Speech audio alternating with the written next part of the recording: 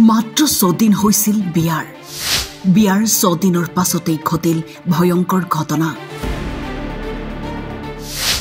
দম্পতীৰ ৰহস্যজনক মৃত্যু। কোঠাৰ ভিতৰত উদ্ধাৰ দৰা কইনাৰ মৃতদেহ।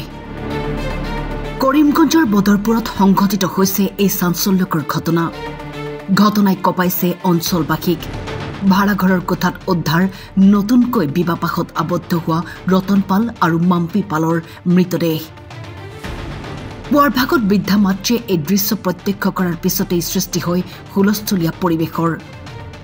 কইনাৰ হাতৰ পৰা জেতুকাৰ ৰং আৰু গাৰ পৰা মাহ হালধিৰ গোন্ধ নজাওঁতেই দম্পতীৰ মৃতদেহ উদ্ধাৰ হোৱা ঘটনাই অধিক ঘনীভূত কৰিছে ৰহস্যৰ। অঞ্চলটোৰ ৰাইজৰ সন্দেহ স্বামীয়ে পত্নীক হত্যা কৰি নিজকেই নিক্ষেপ কৰিছে। এতিয়াও ৰহস্যৰ আৱৰ্তত সমগ্ৰ ঘটনাৰ পিছতে বদৰপুৰ আৰক্ষী উপস্থিত হৈ আৰম্ভ কৰিছে তদন্ত। সোমবারে মঙ্গলবারে বউ লই আইছে, বৃহস্পতিবারে বউ বাদ হইছে, নিজের ইচ্ছা দেখছে গিয়া বিয়া উয়া করছে, সবকিছু তো সুন্দর মতন হইছে।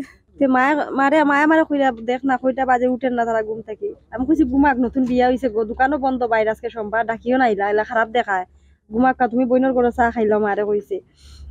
খোয়ার পরে মায়ে করে রাতের বেলা বউয়ে মটর ভিজাইছে বলে, বাইরে দি মটর আনাইছে, ময়দা আনাইছে বলে, কাপড় আনাইছে, নাইটি 3টা জারু ওটা আনাইছে। আমি কইছি আনাক না বালা তো, আনতো তো তার বউ লাগে। তারপরে দিকে উঠে না আমার দিলে বাড়ি মারছে, উঠে না খেনে রে, ইলা তো ঘুমায় না, আমরা বাই ওইলা ঘুমায় না। বউ আবার পর থেকে মিশাবাদ মাতিলে আপনার উঠে যায় 5টার সময়, উঠিয়া তাই স্নান করিলায়। পরে আমি আমার মেয়েরে কইছি যা স্নান দেখ গিয়া, মেয়ে উঠিয়া কয় না দরজা তো বন্ধ। পরে আমার বড় বোনের ছেলে ওটা, হ্যাঁ চিৎকার মারছে, আমরা সব বার হইছি, বলে লকটানি দেখা যার খারে বলে গরো।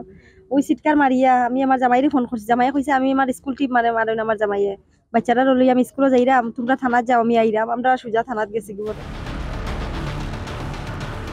কৰিমগঞ্জৰ পৰা সৌমিত্ৰ দাসৰ ৰিপোৰ্ট, টাইম 8।